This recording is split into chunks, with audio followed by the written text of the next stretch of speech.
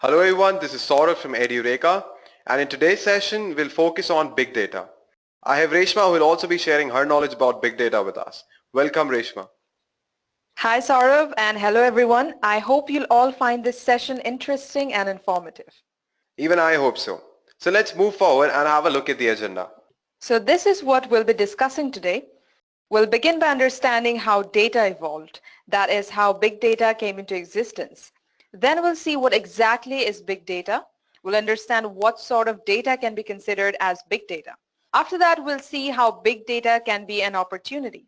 Now, obviously, big data is an opportunity, but we know that there are no free lunches in life. So we'll focus on the various problems associated in encasing this opportunity.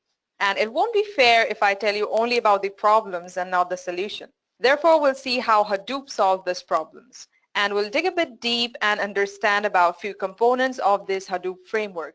And finally, we'll tell you about the big data and Hadoop training provided by Edureka. We'll also see the various projects that will be a part of this course.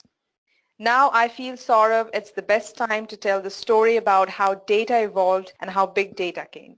Fine Reshma, so we'll move forward. So Saurav, what can you notice here?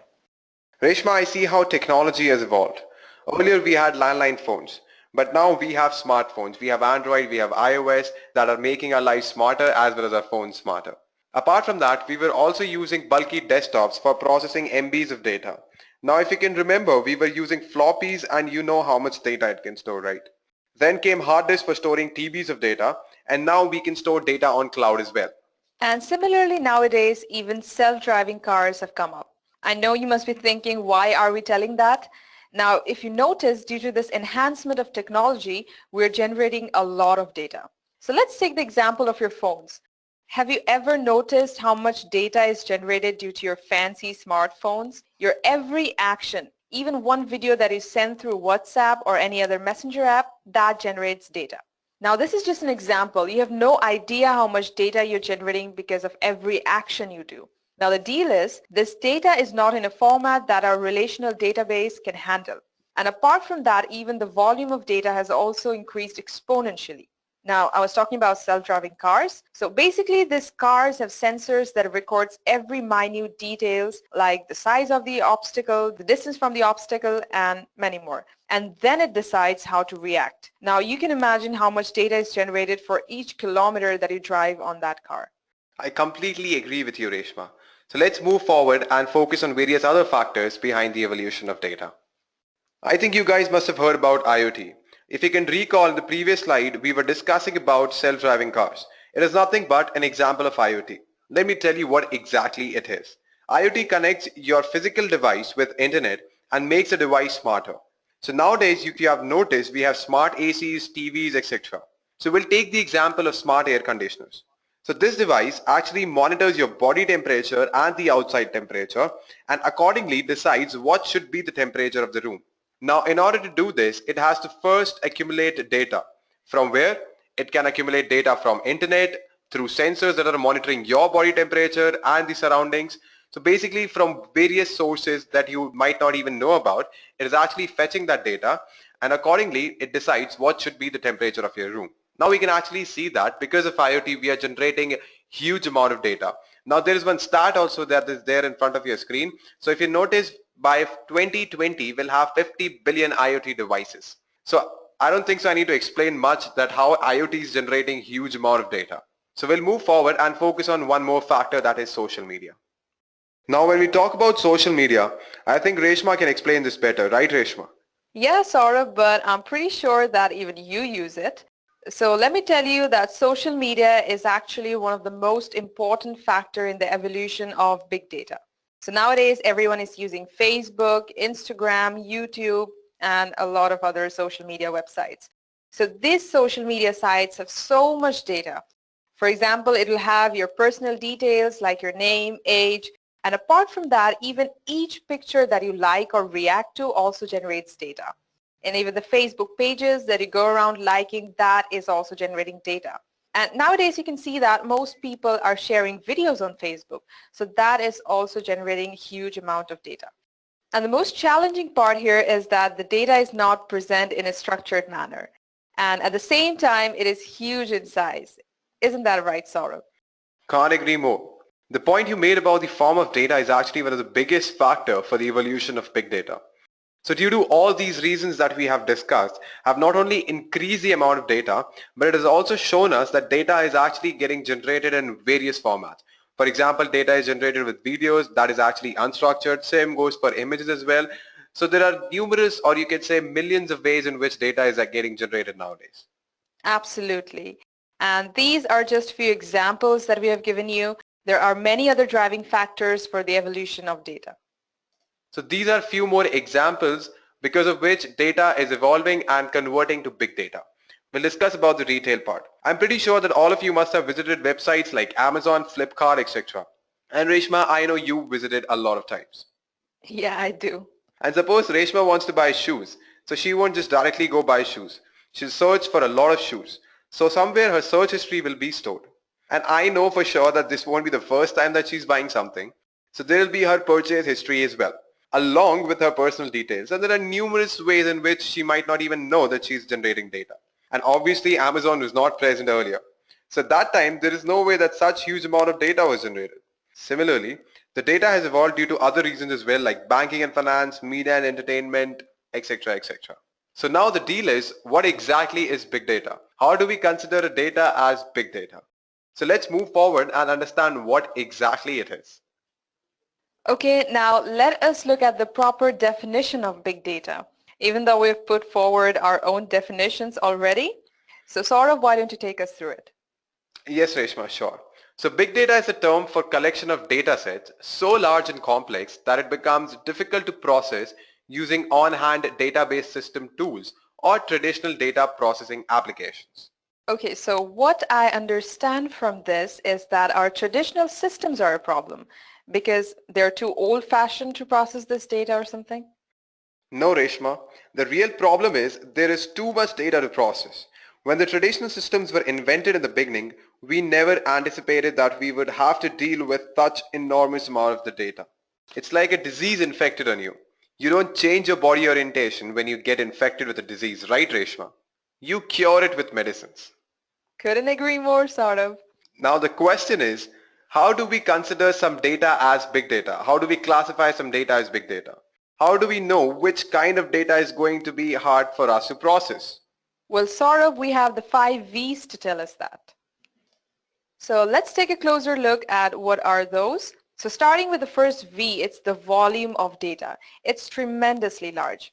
So if you look at the stats here, you can see the volume of data is rising exponentially. So now we're dealing with just 4.4 zettabytes of data, and by 2020, just in 3 years, it is expected that the data will rise up to 44 zettabytes, which is like equal to 44 trillion gigabytes. So that's really, really huge. It is because all this humongous data is coming from multiple sources, and that is the second V, which is nothing but variety. We deal with so many different kinds of files at all once. There are MP3 files, videos, JSON, CSV, TSV, and many more. Now these are all structured, unstructured, and semi-structured altogether. Now let me explain you this with the diagram that is there on your screen. So over here we have audio, we have video files, we have PNG files, we have JSON, log files, emails, various formats of data. Now this data is classified into 3 forms. One is structured format. Now in structured format you have a proper schema for your data. So you know what all columns will be there, and basically you know the schema about your data. So it is structured, it is in a structured format, or you can say in a tabular format.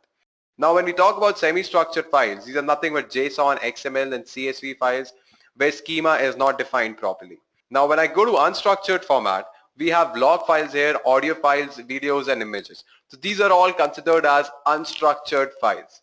And Saurabh, it is also because of the speed of accumulation of all this variety of data altogether, which brings us to our third V, which is velocity. So if you look here, earlier we were using mainframe systems, huge computers but less data, because there were less people working with computers at that time. But as computers evolved and we came to the client-server model, the time came for the web applications and the internet boomed. And as it grew among the masses, the web applications got increased over the internet. And everyone started using all these applications, and not only from their computers and also from mobile devices. So more users, more appliances, more apps, and hence a lot of data. And when you talk about people generating data over internet, Reshma, the one kind of application that strikes first in my mind is social media. So you tell me how much data you generate alone with your Instagram posts and stories. It will be quite a boast if I only talk about myself here. So let's talk including every social media user. So if you see the stats in front of your screen, you can see that for every 60 seconds, there are 100,000 tweets, actually more than 100,000 tweets generated in Twitter every minute. Similarly, there are 695,000 status updates on Facebook. When you talk about messaging, there are 11 million messages generated every minute. And similarly, there are 698,445 Google searches, 168 million emails, and that equals to almost 1,820 terabytes of data. And obviously the number of mobile users are also increasing every minute, and there are 217 plus new mobile users every 60 seconds. Geez, that's a lot of data. I don't even want to go ahead and calculate the total. It would actually scare me. Yeah, that's a lot. Now the bigger problem is how to extract the useful data from here. And that's when we come to our next tweet, that is value. So over here what happens, first you need to mine the useful content from your data. Basically you need to make sure that you have only useful fields in your data set. After that you perform certain analytics, or you say you perform certain analysis on that data that you have cleaned. And you need to make sure that whatever analysis you have done, it is of some value.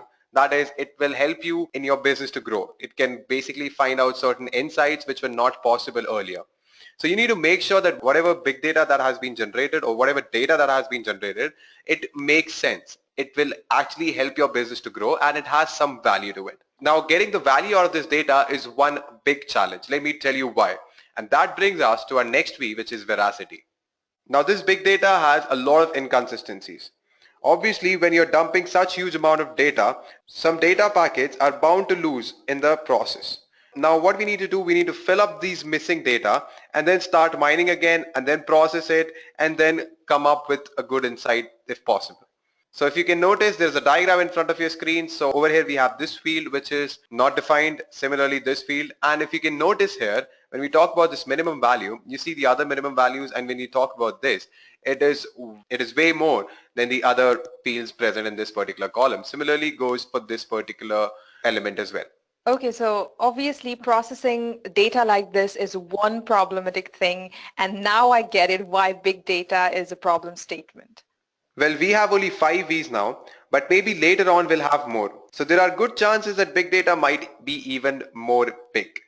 Okay, so there are a lot of problems in dealing with big data, but there are always different ways to look at something. So let us get some positivity in the environment now, and let us understand how can we use big data as an opportunity. Yes, Reshma, and I would say the situation is similar to the proverb, when life throws you lemons, make lemonade.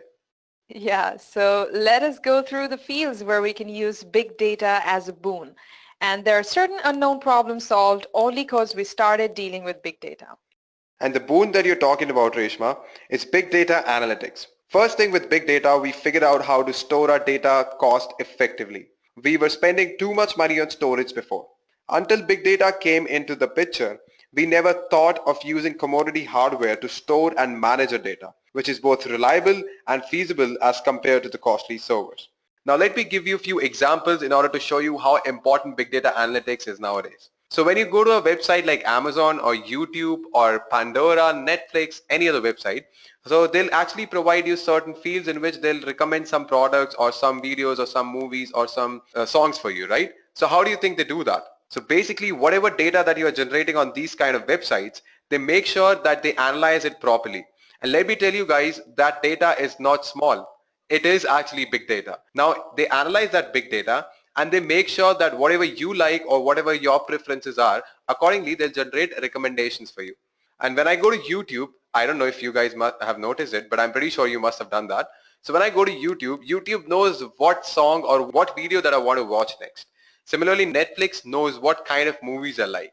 And when I go to Amazon, it actually shows me what all products that I would prefer to buy, right? So how do you think it happens? It happens only because of big data analytics. Okay, so there is one more example that just popped into my mind I'll share with you guys.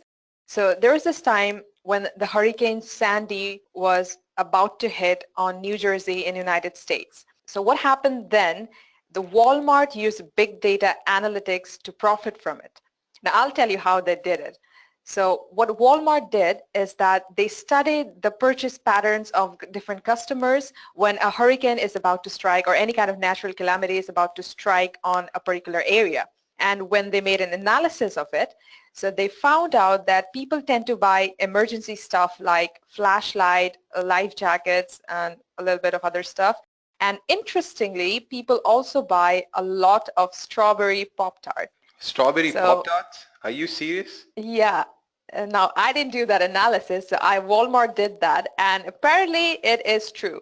So what they did is they stuffed all their stores with a lot of strawberry Pop-Tarts and emergency stuff, and obviously it was sold out and they earned a lot of money during that time.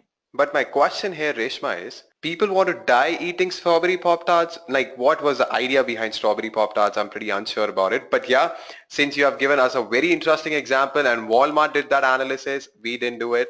So yeah, so it is a very good example in order to understand how big data analytics can help your business to grow and find better insights from the data that you have. Yeah, and also if you want to know why strawberry Pop-Tarts, maybe later on we can start making an analysis by gathering some more data also. Yeah, that can be possible. Okay, so now let's move ahead and take a look at a case study by IBM, how they have used big data analytics to profit their company. So if you have noticed that earlier the data that was collected from the meters that you have in your home that measures the electricity consumed, it is actually sending data after 1 month. But nowadays what IBM did, they came up with this thing called smart meter, and that smart meter used to collect data after every 15 minutes. So whatever energy that you have consumed after every 15 minutes, it will send that data. And because of it, big data was generated.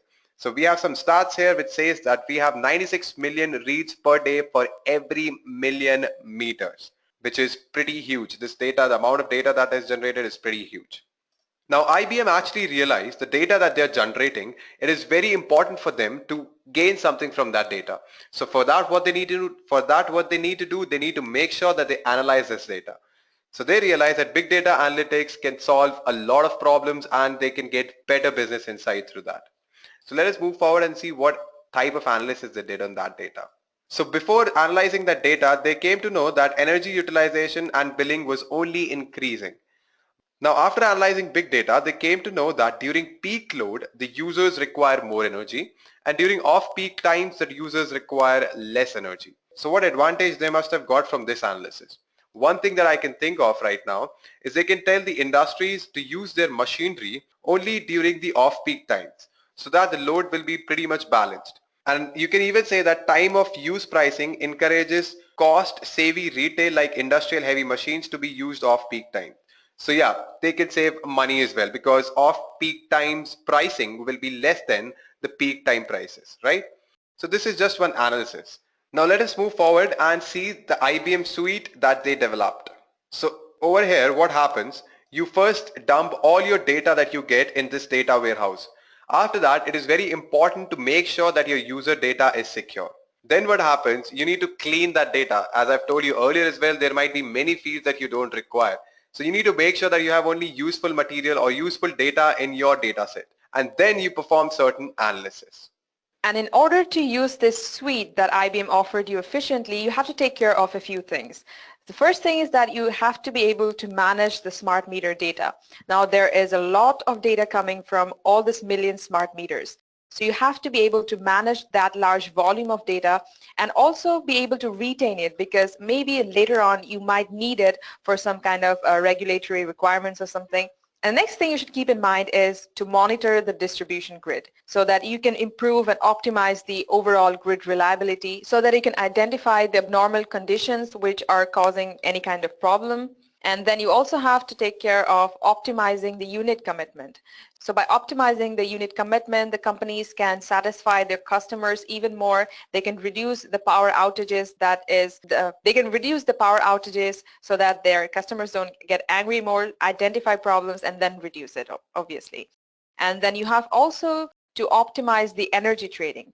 So it means that you can advise your customers when they should use their appliances in order to maintain that balance in the power load. And then you also have to forecast and schedule loads. So companies must be able to predict when they can profitably sell the excess power and when they need to hedge the supply. And continuing from this, now let's talk about how ONCOR have made use of the IBM solution. So ONCOR is an electric delivery company, and it is the largest electrical distribution and transmission company in Texas. And it is one of the 6 largest in the United States. They have more than 3 million customers, and their service area covers almost 117,000 square miles. And they began the advanced meter program in 2008, and they have deployed almost 3.25 million meters serving customers of North and Central Texas. So when they were implementing it, they kept 3 things in mind. The first thing was that it should be instrumented. So this solution utilizes the smart electricity meters so that they can accurately measure the electricity usage of a household in every 15 minutes, because like we discussed that the smart meters were sending out data every 15 minutes, and it provided data inputs that is essential for consumption insights. Next thing is that it should be interconnected. So now the customers have access to the detailed information about the electricity they are consuming, and it creates a very enterprise-wide view of all the meter assets, and it helps them to improve the service delivery. The next thing is to make your customers intelligent. Now, since it is getting monitored already about how each of the household or each customer is consuming the power, so now they're able to advise the customers about maybe to tell them to wash their clothes at night because they're using a lot of appliances during the daytime, so maybe they could divide it up so that they can use some appliances at off-peak hours so that they can even save more money. And this is beneficial for both of them, for both the customers and the company as well. And they have gained a lot of benefits by using the IBM solution. So what are the benefits they got is that it enabled ONCOR to identify and fix outages before the customers get inconvenienced. It means they were able to identify the problem before it even occurred. And it also improved the emergency response on events of severe weather events and views of outages. And it also provides the customers the data needed to become an active participant in the power consumption management. And it enabled every individual household to reduce their electrical consumption by almost 5 to 10%. And this is how ONCOR used the IBM solution and made huge benefits out of it just by using big data analytics that IBM performed. But let me just interrupt right now.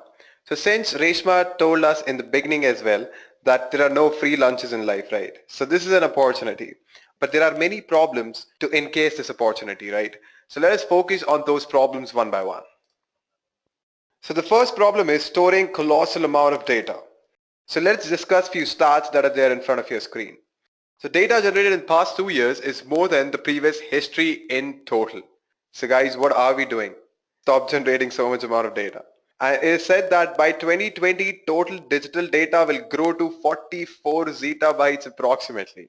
And there's one more stat that amazes me is about 1.7 MB of new information will be created every second for every person by 2020. So storing this huge data in traditional system is not possible. The reason is obvious. The storage will be limited for one system. For example, you have a server with a storage limit of 10 terabytes, but your company is growing really fast and data is exponentially increasing. Now what you'll do? Now at one point you'll exhaust all the storage. So investing in huge servers is definitely not a cost-effective solution. So Reshma, what do you think what can be the solution to this problem? According to me, a distributed file system will be a better way to store this huge data, because with this we'll be saving a lot of money. Let me tell you how. Because due to this distributed system, you can actually store your data in commodity hardware instead of spending money on high-end servers. Don't you agree, Saurabh? Completely. Now we know storing is a problem, but let me tell you guys, it is just one part of the problem. Let's see a few more.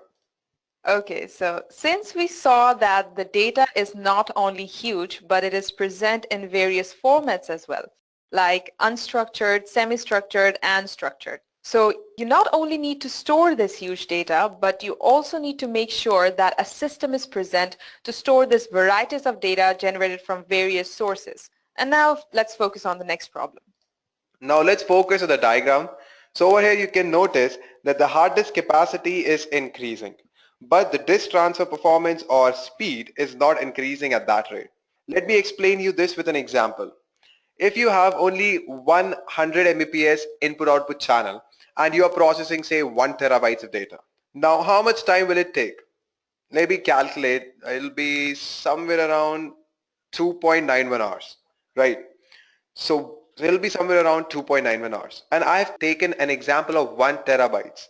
What if you're processing some zettabytes of data? So you can imagine how much time will it take. Now what if you have 4 input output channels for the same amount of data? Then it'll take approximately 0.72 hours, or converted to minutes, so it'll be around 43 minutes approximately, right? And now imagine instead of 1 TB you have zettabytes of data. For me, more than storage, accessing and processing speed for huge data is a bigger problem. Okay, so Reshma has a very good example to discuss. Yeah, so since you were talking about accessing the data and you told us already about how Amazon, different websites and YouTube, they make those recommendations. So if there was no solution for it, if it would take so much time to access the data, the recommendation system wouldn't work at all. And they make a lot of money just by recommendation system because a lot of people go there and click over there and buy that product, right? So let's consider that it is taking like hours or maybe years of time in order to process that big amount of data. So let's say that at one time I purchased an iPhone 5S from Amazon, and after 2 years, I'm again browsing onto Amazon, and since it took so much time to access the data and I've already switched over to a new iPhone and they are recommending me the old iPhone case for 5S. So obviously that won't work. I won't go there and click it because I've already changed my phone, right? So that will be a huge problem for Amazon. The recommendation system won't work anymore. And I know that Reshma changes her phone every year. So if she has bought a phone and people are recommending, if she has bought a phone now and someone's recommending the case for that phone after 2 years, doesn't make sense to me at all. Yeah, only it'll work if I have both the two phones at the same time. But yeah, I don't want to waste money on purchasing new iPhone case for my older phone. So basically, it won't be fair if we don't discuss the solution to these problems. Reshma, we can't leave our viewers with just the problems, right? It won't be fair. What is the solution? Hadoop. Hadoop is a solution. So let's introduce Hadoop now. Okay, so now what is Hadoop? So Hadoop is a framework that allows you to first store big data in a distributed environment so that you can process it parallelly. There are basically two parts. One is HDFS, that is Hadoop Distributed File System for storage. It allows you to store data of various formats across a cluster. And the second part is MapReduce. Now it is nothing but a processing unit of Hadoop. It allows parallel processing of data that is stored across the HDFS. Now let us dig deep in HDFS and understand it better. Yeah, so HDFS creates an abstraction of resources. Let me simplify it for you. So similar to virtualization, you can see HDFS logically as a single unit for storing big data. But actually you're storing your data across multiple systems, or you can say in a distributed fashion. So here you have a master-slave architecture in which the name node is a master node and the data nodes are slaves. And the name node contains the metadata about the data that is stored in the data nodes, like which data block is stored in which data node, where are the replications of the data block kept, and etc., etc. So the actual data is stored in the data nodes. And I also want to add that we actually replicate the data blocks that is present in the data nodes. And by default, the replication factor is 3. So it means that there are 3 copies of each file. So Saurav, can you tell us why do we need that replication? Sure, Reshma. Since we are using commodity hardwares, right, and we know failure rate of these hardwares are pretty high. So if one of the data nodes fail, I won't have that data block. And that's the reason we need to replicate the data block. Now this replication factor depends on your requirements, right? Now let us understand how actually Hadoop provided the solution to the big data problems that we have discussed. So Reshma, can you remember what was the first problem? Yeah, it was storing the big data. So how HDFS solved it, let's discuss it. So HDFS provides a distributed way to store big data. We've already told you that. So your data is stored in blocks, in data nodes, and you then specify the size of each block. So basically, if you have a 512 MB of data and you have configured HDFS such that it will create 128 megabytes of data block. So HDFS will divide the data in 4 blocks because 512 divided by 128 is 4. And it will store it across different data nodes, and it will also replicate the data blocks on the different data nodes. So now we are using commodity hardware and storing is not a challenge. So what are your thoughts on it, Saurabh? I will also add one thing, Reshma. It also solves the scaling problem. It focuses on horizontal scaling instead of vertical. Now you can always add some extra data nodes to your HDFS cluster as and when required instead of scaling the resources of your data nodes. So you're not actually increasing the resources of your data nodes, you're just adding few more data nodes when you require. Let me summarize it for you. So basically for storing 1 TB of data, I don't need a 1 TB system. I can instead do it on multiple 128 GB systems or even less. Now Reshma, what was the second challenge with big data? So the next problem was storing variety of data. And that problem was also addressed by HDFS. So with HDFS, you can store all kinds of data, whether it's structured, semi-structured, or unstructured. It is because in HDFS, there is no pre-dumping schema validation. So you can just dump all the kinds of data that you have in one place. And it also follows a write once and read many model. And due to this, you can just write the data once and you can read it multiple times for finding out insights. And if you can recall, the third challenge was accessing the data faster. And this is one of the major challenges with big data. And in order to solve it, we're moving processing to data and not data to processing. So what it means, Saurabh, just go ahead and explain it. Yes, Reshma, I will. So over here, let me explain you what you mean by actually moving process to data. So consider this as our master and these are our slaves. So the data is stored in these slaves.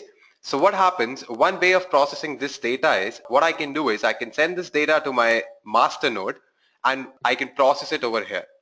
But what will happen if all of my slaves will send the data to my master node?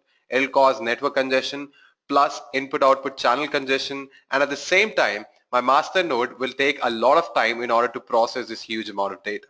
So what I can do, I can send this process to data. That means I can send the logic to all these slaves which actually contain the data and perform processing in the slaves itself.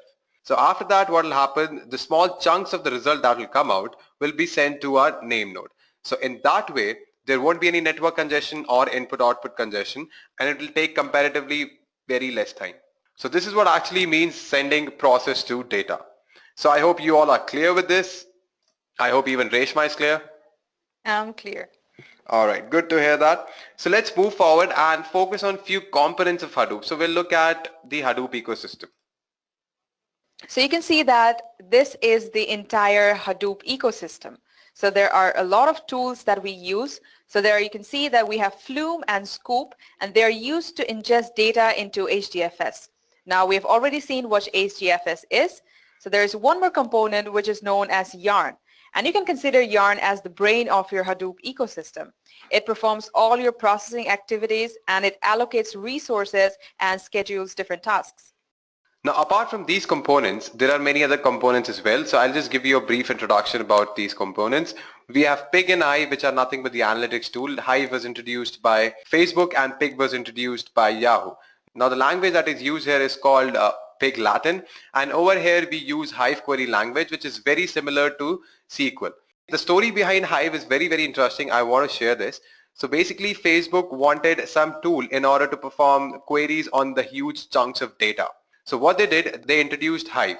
So with the help of Hive, they can actually use the same employees which know SQL and they can perform analytics on a huge set of data, that is big data. Apart from that, we have Spark as well, which is used for near real-time processing.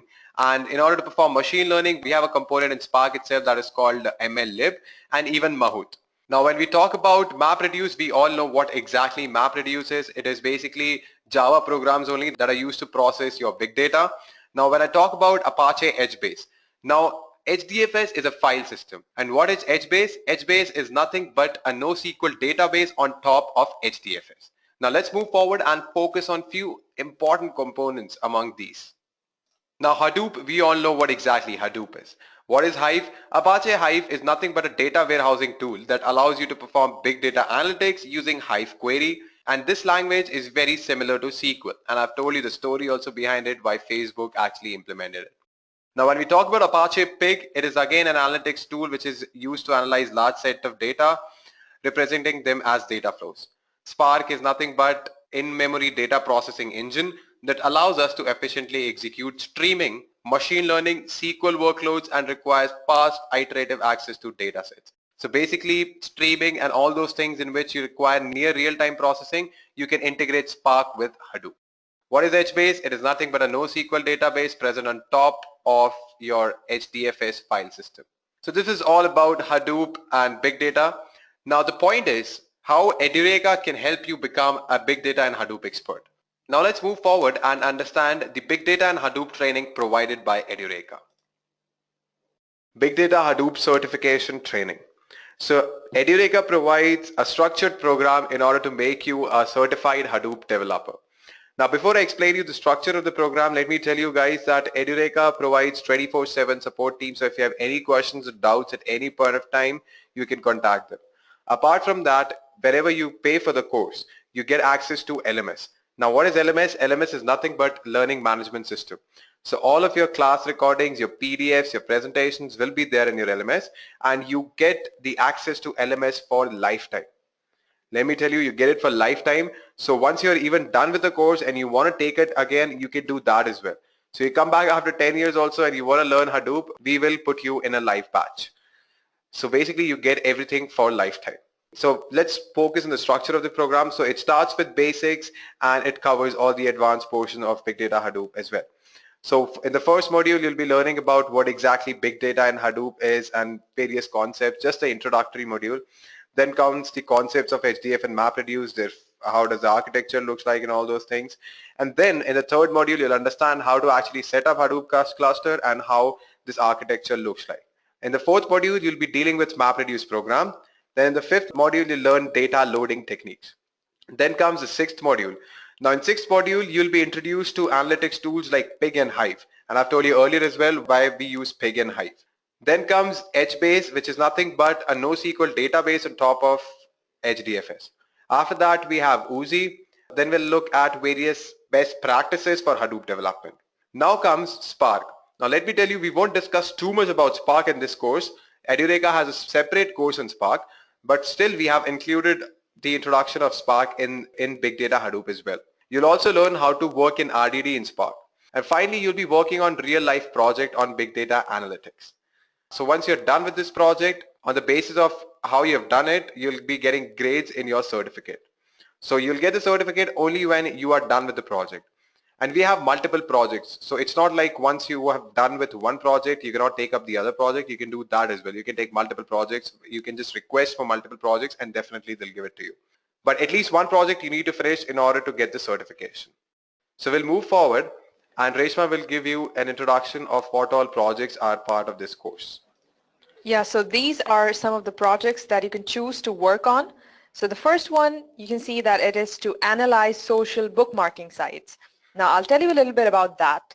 So here you have to work with the social media data. So the data here will comprise of the information gathered from sites like reddit.com, stumbleupon.com, etc. So these are bookmarking sites and they allow you to bookmark, review, rate, and search various links on any kind of topic. So the data is in XML format and it contains various kind of links, posts, URLs, and different categories defining it, and the ratings are linked with it.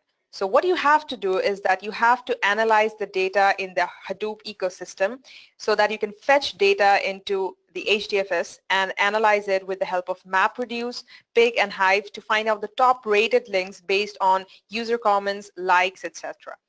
So this is the problem statement. So you have to analyze the entire data, all the posts in this kind of sites, and you have to find the top post according to the likes and comments. So this is what you have to do. Similarly, we have other projects like the customer complaint analysis. So this is related to the retail industry.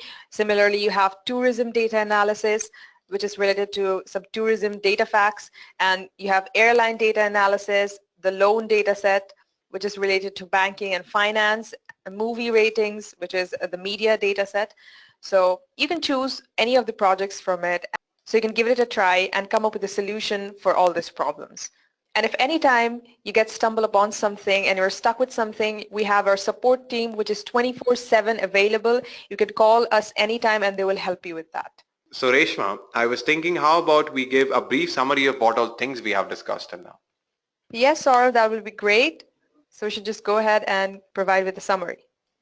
So we started with how data evolved and how big data came into existence. We saw various factors that actually led to big data. Then we focused on 5 V's. So basically, in order to consider any data as big data, we need to consider these 5 V's. And what are those 5 V's, Reshma? So first we saw the volume of data, then we saw variety, velocity, value, and finally veracity. All right, fine.